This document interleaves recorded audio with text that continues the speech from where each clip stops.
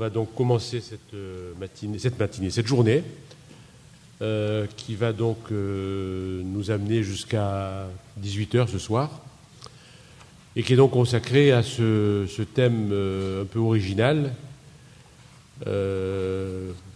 Original non pas par son objet même, mais parce que, on le verra tout au long de cette journée, et c'est une des raisons qui nous a poussé à le mettre en avant, l'histoire, qu'elle soit l'histoire officielle ou l'histoire des historiens, dans les deux pays, l'Algérie et la France, n'a pas traité ce sujet avec tout l'intérêt qu'il mérite selon nous. Donc voilà, on a commencé cette aventure donc avec Agnès Piquel, que je vous présente, donc, qui est ici la présidente de la Société des études camusiennes, avec Michel Levallois, qui est président de la Société des études saint-simoniennes, et puis nous, à Coup de Soleil. On a commencé cette aventure en 2010. C'était l'anniversaire du décès d'Albert Camus, et nous avons donc organisé, dans le cadre du Maghreb des livres, qui est une grosse manifestation organisée chaque année par l'association Coup de Soleil. Donc en 2010, nous étions à la Cité nationale de l'histoire de l'immigration, et nous avons organisé une table ronde qui s'intitulait « 50 ans après la mort de Camus, le rôle des libéraux ».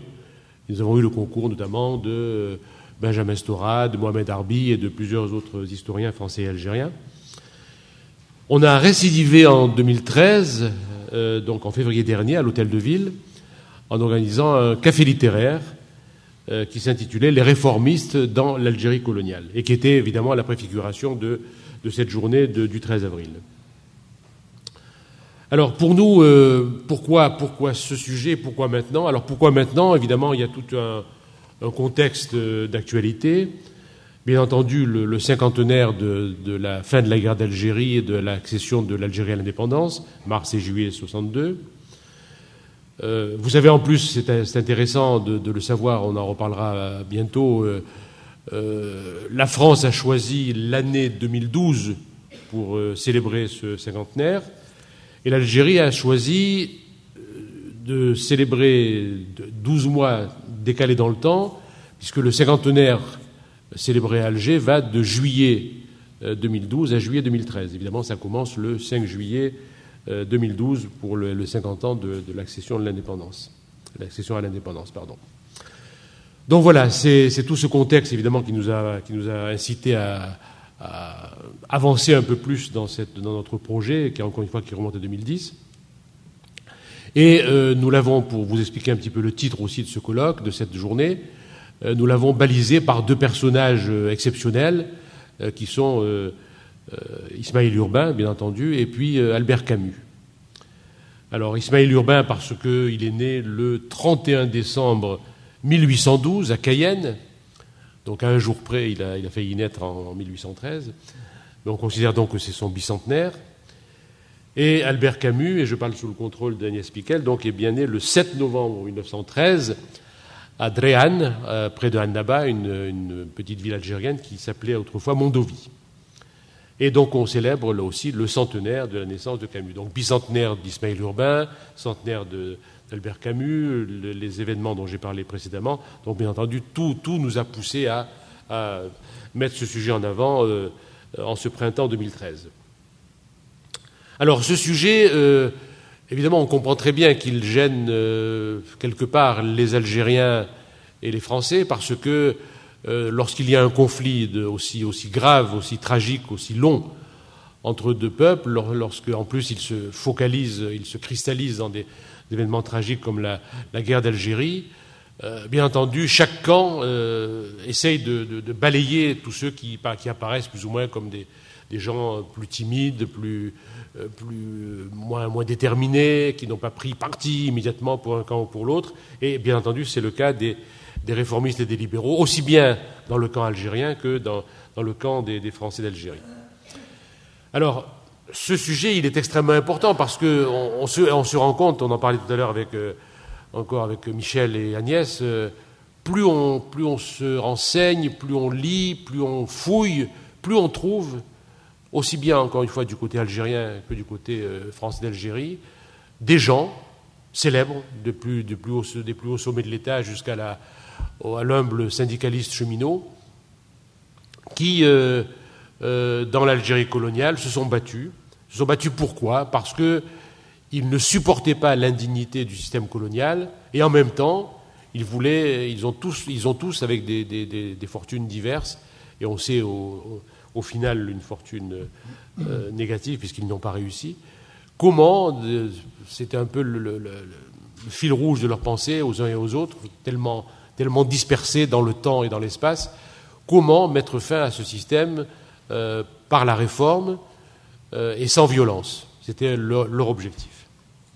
Alors, bien entendu, des grands hommes d'État et leurs conseillers apparaissent au premier plan. C'est bien sûr Napoléon III, avec la politique dite du royaume arabe, sur laquelle Michel Delors reviendra longuement, dont le conseiller était Ismaël Urbain, cet homme dont la vie est un véritable roman, qui a été le concepteur de la politique arabe de Napoléon III, la politique algérienne de Napoléon III. Ça a été bien sûr un homme qu'on connaît, mais pas tellement sur le dossier algérien, et sur lequel il faut mettre la lumière. C'est Georges Clemenceau, bien entendu, et Jonard, qui a été aussi un de ses conseillers principaux. C'est Blum et Violette, on en reparlera.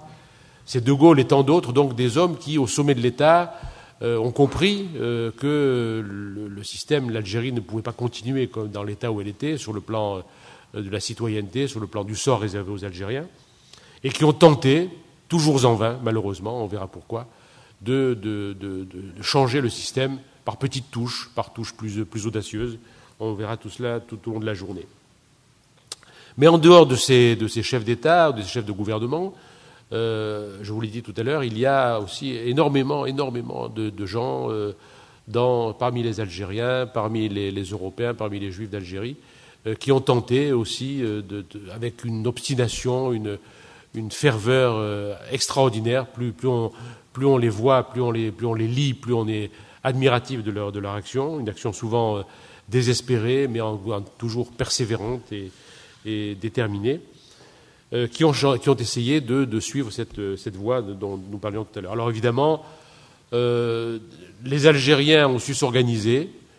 On pense bien entendu aux communistes algériens, on pense aux réformistes algériens autour d'Abbas, on pense aux oulémas autour du Cheikh Abdelhamid Ben Badis, qui ont réussi à former des organisations politiques qui ont lutté évidemment avec beaucoup plus d'efficacité. Et malheureusement, au niveau des libéraux européens, ça a été en permanence, on le verra tout au long de cette journée, la dispersion, la nucléarisation, l'impossibilité de se regrouper pour peser sur l'évolution des choses.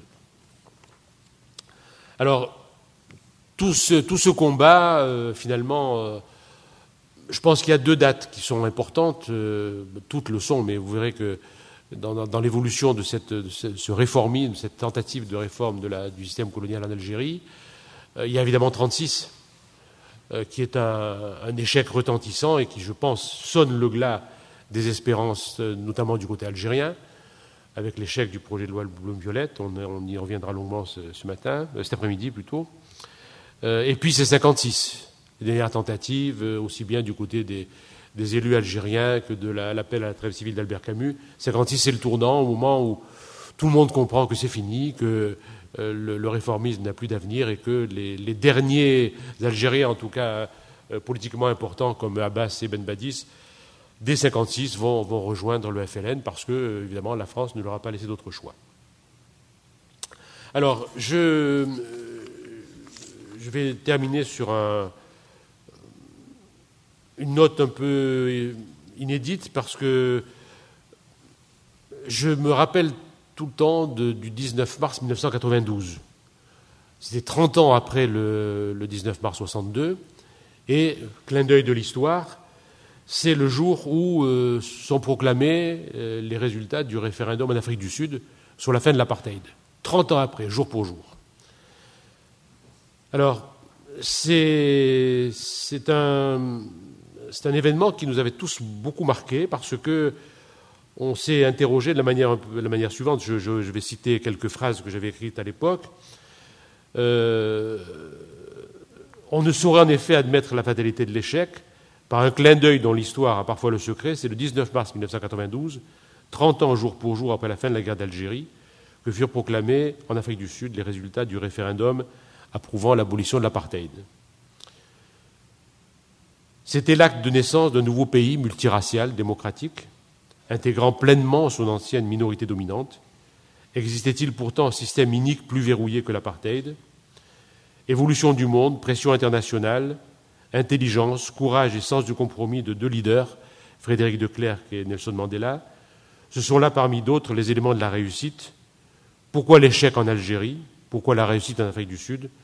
Une étude comparée serait sûrement instructive. Donc c'est une phrase qui est un passage d'un article que j'avais fait dans Le Monde en mars 92, et je pense que malheureusement il est toujours d'actualité. Alors, pour terminer sur une note plus optimiste, parce que c'est vrai que je pense qu'à l'issue de nos travaux cet après-midi, que Denis Brahimi aura le plaisir de conclure, on ne va pas être très optimiste sur l'humanité, sur le sens politique à la fois de nos dirigeants et puis des citoyens.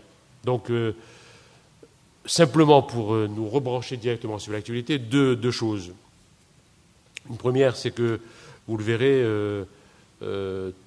puisque le livre sort aujourd'hui en librairie, Jacques Ferrandez, qui est un grand ami de Coup de Soleil, de nos associations, vient de sortir sa bande dessinée sur l'étranger.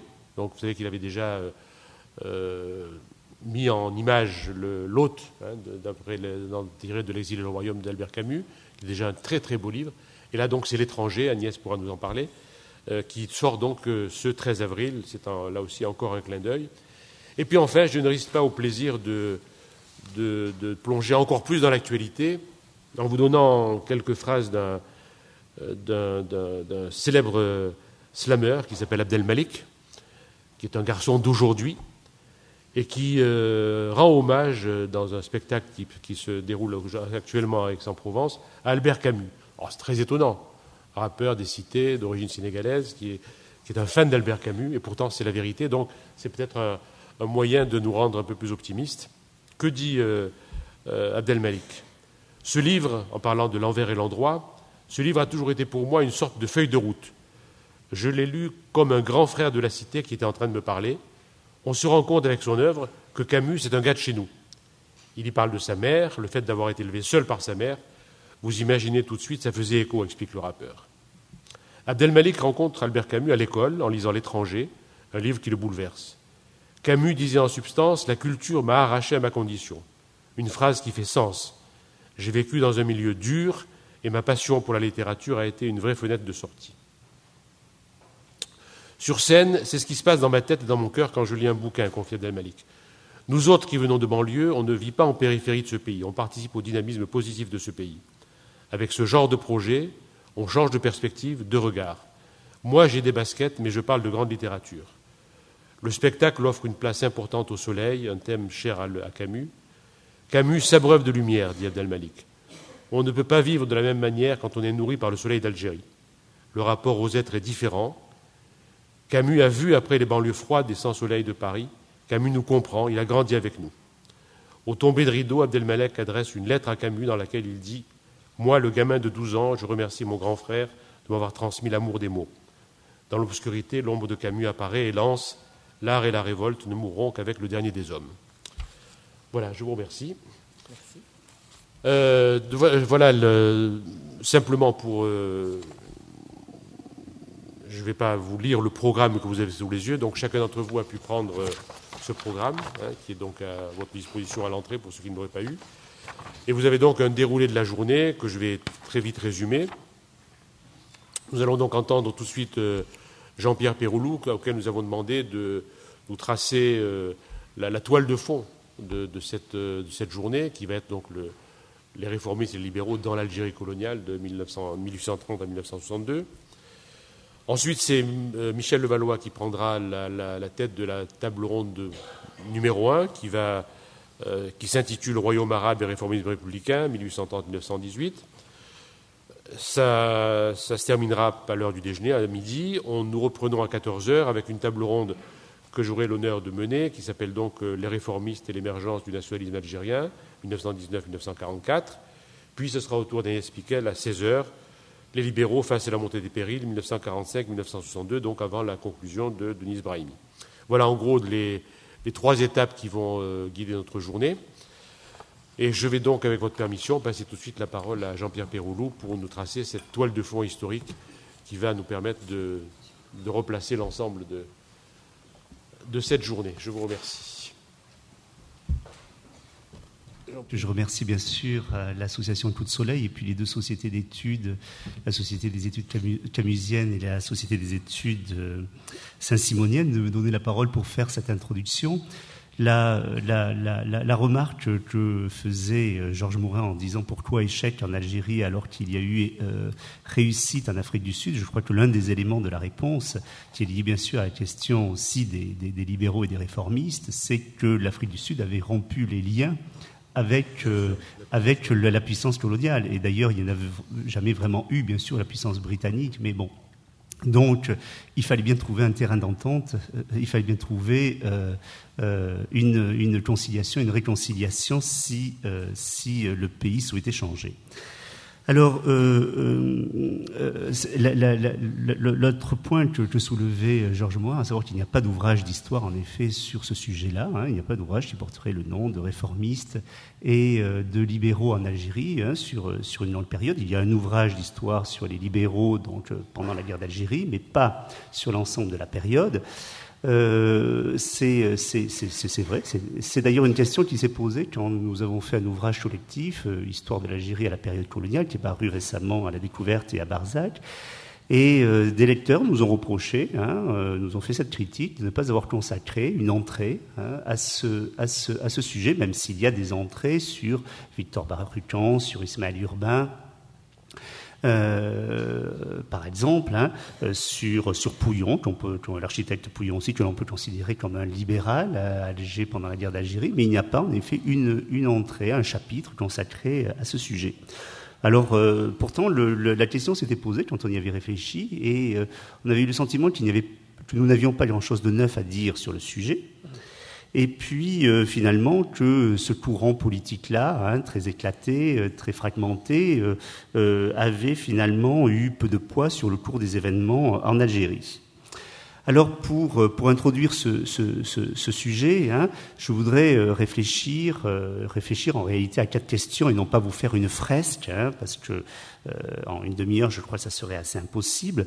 D'abord, est-ce que l'on peut cerner ce groupe de réformistes et de libéraux aux contours assez flous et n'ayant pas d'organisation ?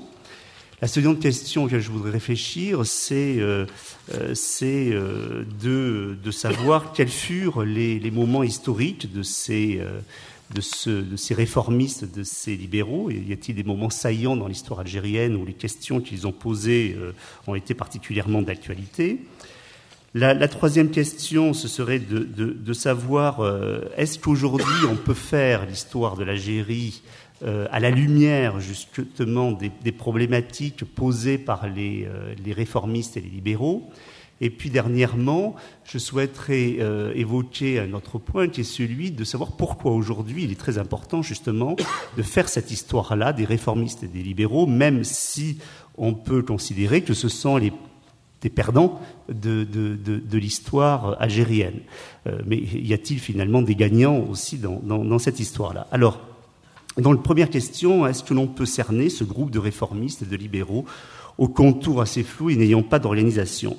Qu'est-ce qui rassemble finalement des hommes et des femmes aussi différents qu'un Napoléon Bonaparte inspiré par Ismaël Urbain, qu'un officier des bureaux arabes comme Lapassé, qu'un général comme Catroux qui a en main une partie des destinées de l'Algérie à la fin de la guerre, que des administrateurs, des hauts fonctionnaires comme Jonard, comme Violette, comme Yves Châtaigneau, comme Jacques Soustelle jusqu'en 1955, des responsables du renseignement comme Schoen par exemple, des responsables politiques algériens comme l'émir Khaled du moins jusque vers 1919-1920, le docteur Benjeloul et de sa fédération des élus, Ferhat Abbas, naturellement, pendant une longue partie de sa carrière politique, jusqu'en 56, comme le rappelait tout à l'heure Georges Morin, des gens comme Boubedjel. Qu'est-ce qui rassemble ces gens-là avec le maire d'Alger à partir de 1953, Chevalier, des religieux comme l'archevêque d'Alger, Monseigneur Duval, des protestants comme le pasteur Capieux, des écrivains comme Emmanuel Robles, Odizio, Camus, Féraoun, Dib éventuellement, mais aussi des historiens comme Charles-André Julien, Charles-Robert Ageron, ou des ethnologues engagés sur le terrain en Algérie comme Germaine Tillon. J'ai cité beaucoup de noms, en vrac ainsi, pour justement poser la question à des moments historiques différents, des personnalités différentes, engagées dans des contextes très différents. Ainsi, il y a quelque chose qui justifie qu'on puisse rassembler ces hommes-là. Alors, je crois que c'est certainement pas la profession ou l'origine sociale. On trouve à peu près toutes les professions dans ce courant-là, à l'exception peut-être à l'exception notable, il faut le souligner, des propriétaires fonciers, des agriculteurs européens et des fellahs, c'est-à-dire en somme à l'exception de tous ceux qui se situaient là où le rapport colonial était le plus violent et où le couple colonial, dépossession de la terre, propriétaire européen, fellah algérien, là où ce couple marquait la vie. Donc on trouve à peu près toutes les professions. La plupart se situent bien sûr dans ce qu'on appellerait aujourd'hui les CSP+, les catégories socio-professionnelles+, le tertiaire supérieur on dirait aujourd'hui, des avocats, des médecins, des administrateurs, des officiers, des enseignants, professeurs, instituteurs, des gens travaillant dans le secteur social, dirons-nous aujourd'hui, presque jamais aussi des hommes d'affaires. Est-ce qu'il y a une appartenance politique, des opinions politiques qui seraient communes à ces gens-là ? Là encore, je ne le crois pas franchement. Je crois que ce qui unit ces gens-là, c'est le refus des engagements radicaux, une certaine modération et une volonté à défendre finalement des voies médianes au moyen de réformes et de conciliation, même si on peut souligner bien sûr que certains d'entre eux ont pu être tentés sous la dynamique des événements de se rallier à des extrêmes et à des camps fortement positionnés. On pense à Soustelle, bien sûr, après 1955. Et puis on pense bien sûr à des gens comme Abbas qui rejoint le FLN et qui devient la principale tête d'affiche du gouvernement provisoire de la République algérienne. Ce sont, je crois, des gens qui ont appris à connaître l'autre, le français ou l'algérien, en dehors du rapport de force strictement colonial. Ils l'ont connu à l'école, ils l'ont connu dans les gestes du soin, ils l'ont connu dans le syndicat, dans l'association, bref, là où il existe un contact, un échange au-delà de la barrière coloniale, au-delà de la violence. Et je crois que pour désigner ces réformistes et ces libéraux, on peut reprendre la belle expression d'Annie Goldzeger qui parlait justement d'hommes du contact. Elle ne pensait pas spécialement aux libéraux et aux réformistes quand elle les évoquait, mais elle pensait à ce milieu un peu intermédiaire dans ces années 1930, 1940 et au début des années 1950 qui pouvaient exister en Algérie. Ce qui caractérise ces hommes, je crois, c'est le refus de la violence et de la misère qu'entraîne la colonisation, le refus de la haine qui clive les hommes et l'espoir, bien sûr, d'une Algérie franco-musulmane. Le réformisme et le libéralisme algérien, c'est une espérance. C'est pourquoi je crois que l'action de ces gens-là fut une action qui prit plusieurs directions. direction, bien sûr, contre la colonisation et en faveur des réformes politiques pour étendre la citoyenneté française dans le statut musulman, et contre, bien sûr, l'indigénat, ce code répressif qui avait été mis au point progressivement à la fin du XIXe siècle. C'est aussi une action pour l'extension des droits sociaux en Algérie, en faveur de l'instruction du plus grand nombre et en faveur, bien sûr, de l'amélioration des conditions sanitaires et médicales des Algériens. Il y a une dimension immédiate, une dimension, je crois, pratique, une dimension éminemment humaine dans le quotidien des gens, hein, et pas simplement des idées générales chez ces gens-là. Donc, en somme, ce qu'il y a de présent, je crois, c'est l'idée d'émancipation politique, d'émancipation économique, d'émancipation culturelle. Sans qu'il puisse y avoir de rupture, bien sûr, entre, d'une part, les Français d'Algérie et les Algériens. Alors, la critique que l'on peut et que l'on a adressée aux réformistes et aux libéraux, ce fut finalement que leur action demeura dans le cadre politique français et par conséquent colonial. Ils seraient en quelque sorte les représentants d'un colonialisme à visage humain. On parlait à l'époque du socialisme ou du communisme à visage humain. Bon, ça pourrait être le colonialisme à visage humain qui ne voudrait finalement rien d'autre que la France soit fidèle à ses principes émancipateurs et universels en Algérie, en les appliquant enfin. Je crois que ce sont aussi des gens qui ont compris, avant les autres, à partir, je crois, du tournant de la Première Guerre mondiale, que la colonisation n'avait pas d'avenir en Algérie si elle ne se transformait pas. Donc, ça peut être aussi l'une des critiques qu'on peut adresser aux libéraux. C'est la phrase de Lampedusa, hein, il faut que tout change pour que rien ne change. Bon.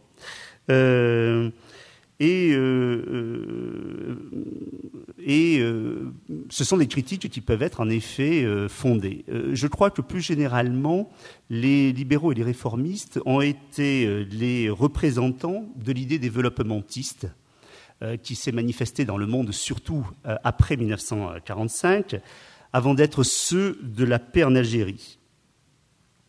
Donc il est facile aujourd'hui de dire que finalement ces libéraux, ces réformistes étaient de braves innocents, des illusionnistes qui refusaient de voir d'un côté la vague nationaliste et arabiste qui montait depuis la Première Guerre mondiale, et de l'autre qui refusait d'admettre qu'il était impossible, en raison de la structure de l'Algérie, de la structure économique, de la structure politique de l'Algérie, de réformer le colonialisme.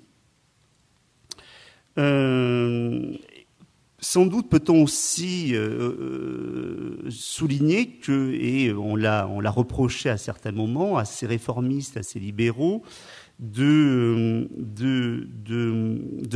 prendre pleinement la mesure du fossé qui séparait les Algériens et les Français, et de considérer que finalement le développement économique et social, des réformes politiques permettrait progressivement de combler ce fossé et de mettre à niveau, en quelque sorte, les Algériens, les populations algériennes et les populations françaises.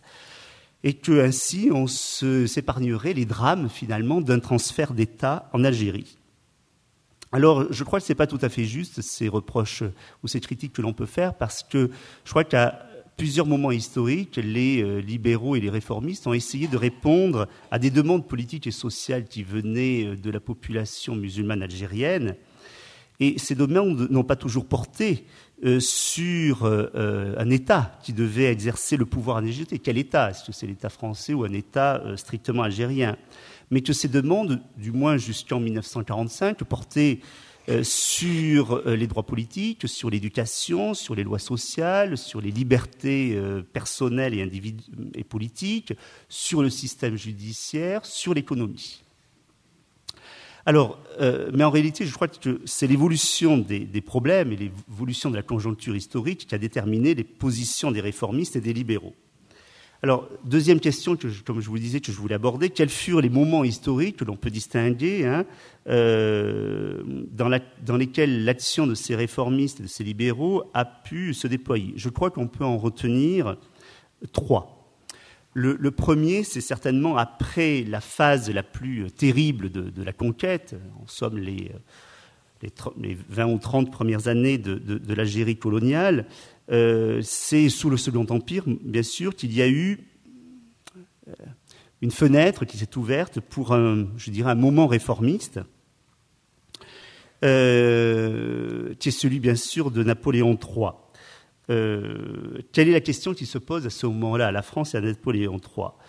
Faut-il finalement étendre l'administration civile qui est née de la création des départements, ou bien laisser à l'armée la primauté de l'administration en Algérie? La question n'est plus de savoir à ce moment-là, est-ce que l'on reste en Algérie ou on se retire en Algérie? Sur le fond, ce qui était en jeu, c'était la question de la poursuite de la colonisation et de l'assimilation des Algériens. Et il a répondu en 1863 à cette question plutôt, par la politique du royaume arabe, qui était inspirée par un groupe arabophile qui était emmené par Ismaël Urbain. Et cette réponse-là, elle a pris la forme de deux sénatus consultes, de deux décisions, de deux lois, pourrions-nous dire, quelque peu. La première fut prise justement pour, en théorie, protéger la propriété indigène. Le but des arabophiles, et à travers lui, plus ou moins de Napoléon III, était de mettre fin au cantonnement des Algériens, des tribus algériennes, sur des espaces resserrés, les moins cultivables, les plus difficiles à vivre, de façon à libérer des terres agricoles à coloniser. En réalité, ce document a produit exactement l'inverse de l'effet recherché. Il a accéléré, au contraire, la dépossession foncière des Algériens.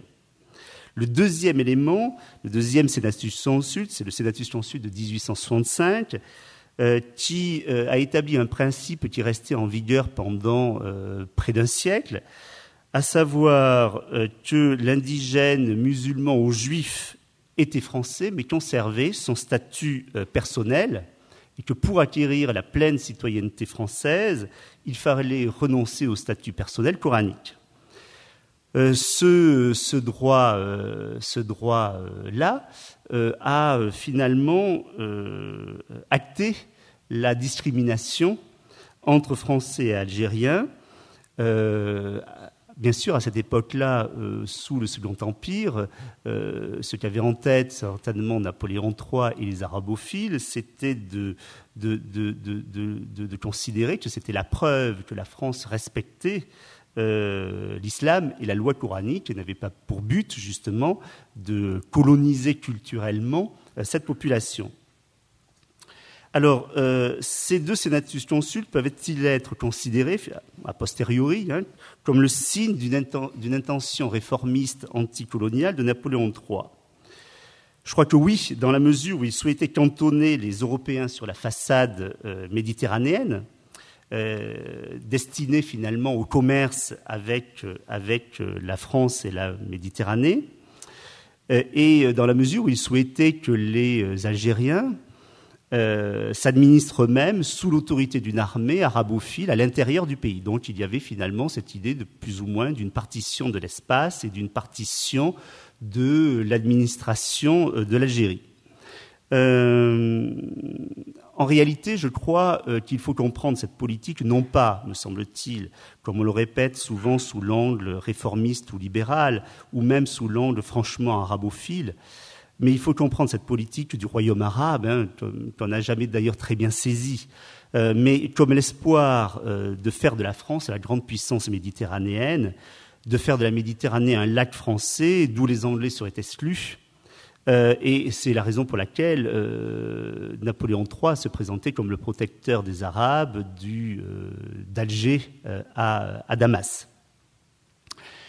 Le second moment, je crois, de ce réformisme, plus important me semble-t-il, c'est bien sûr le moment qui est compris entre la fin de la Première Guerre mondiale et le lendemain de la Seconde Guerre mondiale, en gros 1917-1949, c'est-à-dire le moment où l'on pense que c'est encore possible. Tout à l'heure, Georges Morin l'a rappelé, il y a eu un certain nombre de réformes importantes au lendemain de la Première Guerre mondiale qui marquent bien sûr une rupture qui fait que l'on a bien conscience désormais en Europe que la colonisation ne peut pas se reproduire exactement telle qu'elle est. C'est une série de mesures qui sont prises donc par Clémenceau, qui sont appliquées en Algérie par le gouverneur Jonard, qui consistent à un certain nombre de points. L'augmentation du corps électoral algérien, à peu près 40% des Algériens sont électeurs. La possibilité pour les conseillers municipaux de participer à l'élection du maire. Ce sont deux mesures très, très importantes. Le problème, c'est que ces deux mesures-là, finalement, ont réussi finalement à avoir l'effet inverse de l'effet recherché. C'est-à-dire le but de ces mesures-là était de mieux intégrer finalement la population algérienne dans la France coloniale par ces mesures réformistes. En réalité, elles ont contribué à créer deux vies politiques séparées, la vie politique algérienne musulmane, disons-nous à l'époque, et la vie politique française, avec la création de deux collèges électoraux qui avaient une vie largement séparée l'une de l'autre. En même temps, la création de cette vie politique musulmane a permis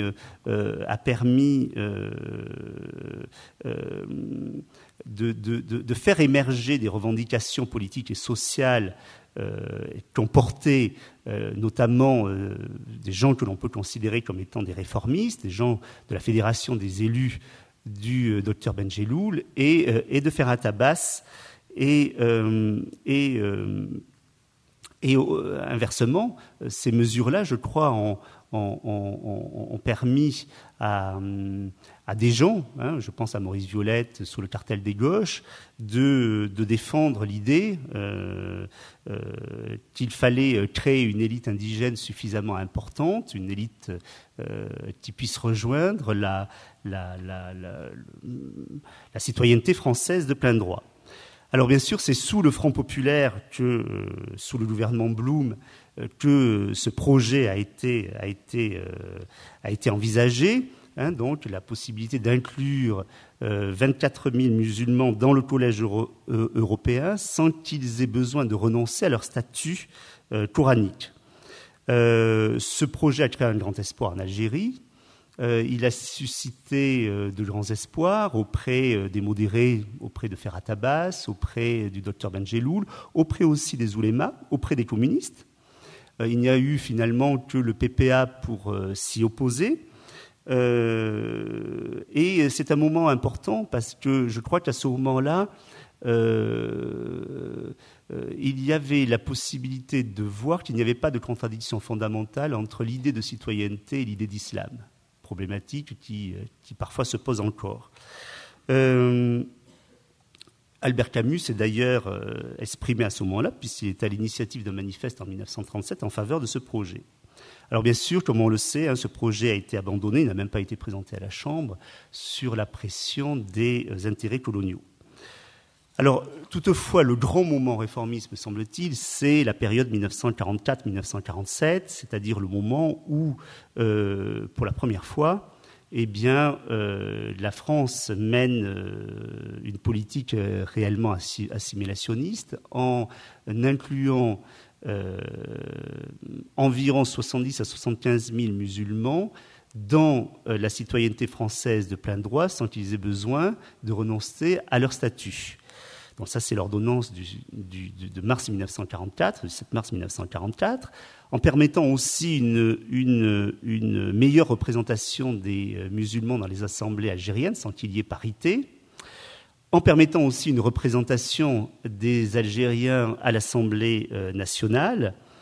Donc c'est un moment important que devait couronner le statut de 1947 de l'Algérie, qui devait permettre de donner à l'Assemblée algérienne la possibilité d'adapter des lois métropolitaines et d'être une assemblée composée à parité d'élus algériens et d'élus français. Le problème, c'est que le statut de l'Algérie a finalement déçu à peu près tout le monde. Il a déçu ceux qui attendaient que cette assemblée algérienne se transforme en véritable parlement algérien. Et puis, il a déçu, bien sûr, les intérêts coloniaux, puisqu'il permettait quand même une meilleure représentation politique des Algériens dans la colonie. Alors, la réponse qui a été faite, alors je disais donc une meilleure représentation politique et bien sûr, cela s'est traduit par la nécessité de lutter contre le nationalisme algérien et en pratiquant la fraude électorale régulièrement à partir de 1947 pour empêcher que des élus trop nombreux n'y siègent. Des élus nationalistes trop nombreux y siègent, bien sûr. Alors, le troisième moment, je crois, c'est celui de la période 1955-1957, avant la radicalisation, on peut dire, consécutif à la bataille d'Alger, on va dire, pour faire simple. Et à ce moment-là, les libéraux et les réformistes sont éclatés dans ces petites organisations, une dizaine, je ne vais pas les citer pour pas les multiplier. Et ce qui inspire ces hommes-là, je crois, c'est essentiellement la volonté de paix. Ce ne sont plus peut-être les réformes politiques ou les réformes économiques, mais c'est avant tout l'espérance encore dans une Algérie franco-musulmane. C'est l'humanisme, ce sont les idées progressistes. Il y a trois figures, bien sûr, qui ressortent à ce moment-là. C'est l'appel pour une trêve civile de Camus. Je cite, me semble-t-il, c'est assez important aujourd'hui, c'est à ceux qui ne se résignent pas à voir ce grand pays se briser en deux et partir à la dérive, que, sans rappeler à nouveau les erreurs du passé, anxieux de l'avenir, nous voudrions dire qu'il est possible aujourd'hui, sur un point précis, de nous réunir d'abord, de sauver ensuite des vies humaines, de préparer ainsi un climat plus favorable à une discussion enfin raisonnable. Sur cette terre sont réunis 1 million de Français établis depuis un siècle, des millions de musulmans, arabes et berbères. Camus, c'est une incise que je fais, n'a jamais pu parler d'Algériens. Ces hommes doivent vivre ensemble à ce carrefour de routes et de races où l'histoire les a placés. Ils peuvent, à condition de faire quelques pas les uns au devant des autres, dans une confrontation libre, écrivait-il en 1956. Et Camus, bien sûr, souhaite faire ce premier pas. De ce microcosme aussi de personnalité libérale sort notre personne, me semble-t-il, c'est Jacques Chevalier, le maire d'Alger, qui ouvre le conseil municipal aux nationalistes et qui fonde la principale organisation libérale, la Fédération des libéraux d'Algérie, dont le but était la paix en 1956. Il y a d'autres personnages, bien sûr, et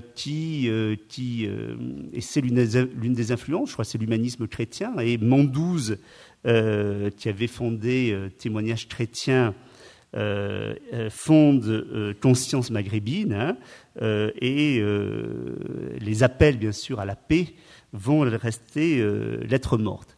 Alors ces choses-là ont finalement assez mal vieilli, puisqu'elles n'ont pas eu elles se sont manifestées par un échec politique. Mais je crois qu'il y a quand même deux choses, et je crois qu'on peut les inclure parmi ces libéraux et ces réformistes, qui sont assurément des succès sur le long terme. C'est, je crois, l'action de Germaine Tillon et des centres sociaux, qui me semble éminemment libérale, en collaboration avec Charles Aguès, qui en était le directeur, où là, il y a une action tout à fait pratique des libéraux, puisqu'il s'agit d'apporter à ceux qui en sont privés une instruction de base, c'est-à-dire aux enfants algériens, et donc de s'adresser aux populations les plus pauvres.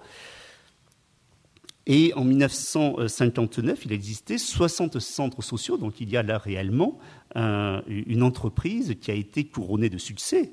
Elle a permis tout simplement à des enfants d'apprendre à lire et à écrire, d'avoir une instruction de base, d'avoir des soins aussi, une première approche du civisme, même si naturellement elle n'a pas pu mettre en échec la guerre d'Algérie et réconcilier les deux parties. Et puis la deuxième réalisation, qui me semble aussi tout à fait libérale et que l'on peut voir aujourd'hui à Alger et qui est en dur, ce sont les ensembles d'immeubles construits par Pouillon, donc l'architecte qui était le directeur de l'office municipal d'HLM d'Alger, qui avait nommé à ce poste-là Chevalier, et qui a construit plusieurs milliers de logements à Alger, sur les hauteurs d'Alger, dans le but justement de rassembler dans le même espace des Français et des Algériens. Alors, il faut quand même souligner un aspect, c'est qu'il avait quand même prévu des appartements plus grands, de 4 à 6 pièces pour les Français, tandis que des appartements plus petits pour les musulmans. Mais enfin, il y avait une volonté physique de vivre dans le même espace, de mélange. Le niveau de confort était différent. Les indigènes, qui étaient désormais devenus des citoyens français entièrement, avaient des toilettes à la turque, tandis que les autres, les Français, n'avaient des toilettes à l'anglaise, dirions-nous, depuis le XVIIIe siècle, que nous connaissons. D'ailleurs, il a continué à travailler dans l'Algérie indépendante, puisqu'on lui doit un certain nombre de constructions touristiques à Moretti et à Zeralda. Je passe sur un certain nombre de choses que je voulais dire à ce sujet, mais je veux évoquer le troisième et le quatrième point que j'avais noté pour ne pas dépasser mon temps. J'ai encore 5 minutes. Je crois en même temps, pourquoi, je voulais vous dire, pourquoi ne peut-on pas faire aujourd'hui, me semble-t-il, l'histoire de l'Algérie à l'aune de la question réformiste et de la question libérale, c'est-à-dire dans les termes qui étaient posés par les réformistes et libéraux, c'est-à-dire en somme comme une suite d'occasions perdues et manquées. Dès 1953, dans un ouvrage très important, l'historien réformiste et libéral, je crois qu'on peut le considérer ainsi, Charles-André Julien, avait conclu son ouvrage par une conclusion assez étoffée qui portait le nom la politique des occasions perdues, pour désigner justement les occasions qui auraient été manquées successivement par la France pour décoloniser progressivement l'Algérie. Je crois que à l'époque de la Quatrième République, cette conception avait le mérite d'envisager avec lucidité. L'ouvrage de Julien est paru en 1953, d'envisager avec lucidité les problèmes qui se posaient. Mais je crois qu'aujourd'hui, bien sûr, on ne peut pas faire une histoire de l'Algérie en se demandant où il faut placer le curseur de l'occasion perdue ou de l'occasion manquée. Est-ce en 1919 ? Est-ce en 1936 ? Est-ce en 1944 ? Est-ce en 1947 ? Est-ce en 1956 au moment de la victoire du Front républicain ? Et donc d'avoir une histoire ainsi qui rechercherait les occasions perdues. On ne peut pas raisonner ainsi, tout simplement parce que si on raisonne ainsi, on ne pose pas une question fondamentale qui était et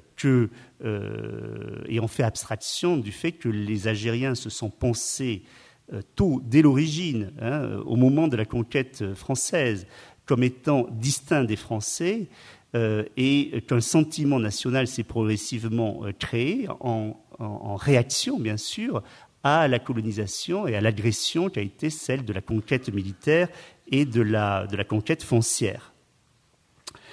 L'autre question, et je voudrais terminer là-dessus, c'est de savoir pourquoi, me semble-t-il, même s'il n'y a pas eu un succès politique à cette entreprise-là, pourquoi il est important aujourd'hui de faire cette histoire-là des réformistes et des libéraux algériens. Une histoire critique, bien sûr, et une histoire distanciée des réformistes et des libéraux, et plus largement de l'anticolonialisme réformiste. Ce n'est pas une tâche historique secondaire. L'histoire s'est beaucoup intéressée aux nationalistes algériens. Elle s'est intéressée peut-être un peu moins aux extrémistes français de l'OS, mais peu, en effet, à ces gens du contact-là.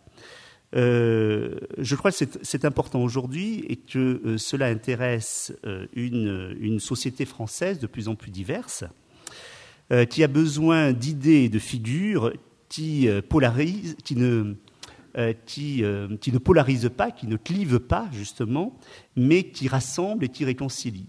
Et j'en veux pour preuve ce spectacle qu'évoquait Georges Morin tout à l'heure, que j'ai vu mardi soir au théâtre de Saint-Quentin en Yvelines, le spectacle d'Abdel Malik à la rencontre d'Albert Camus. Je crois que c'est symptomatique d'une recherche, connaissant l'histoire d'Abdel Malik, d'une figure positive, d'une figure de rassemblement, et pas des figures qui clivent, oui, qui opposent des gens entre eux. Il y a besoin, je crois, peut-être encore plus de cette histoire en Algérie qu'en France là. Pourquoi ? Parce qu'en Algérie, le discours nationaliste est épuisé. Il est épuisé depuis longtemps, il est épuisé depuis une vingtaine d'années au moins. Et parce qu'il y a le besoin d'un renouvellement citoyen et pacifique. Alors les jeunes Algériens ne vont certainement pas trouver chez Napoléon III, chez Lapassé, chez Jonard, chez Barucan, chez Violette ou chez Mouloud Feraoun, ou je ne sais pas chez quel libéral ou chez réformiste, des recettes ou des formules pour construire un pays démocratique, un pays plus développé, un pays moins inégalitaire, pour construire une nouvelle citoyenneté, un état de droit. Mais je crois qu'ils pourront y trouver quelques éléments d'une morale de la responsabilité en politique et des arguments pour refuser la violence. Je crois que c'est la raison pour laquelle ce colloque est éminemment actuel, aussi bien en France qu'en Algérie. Je vous remercie.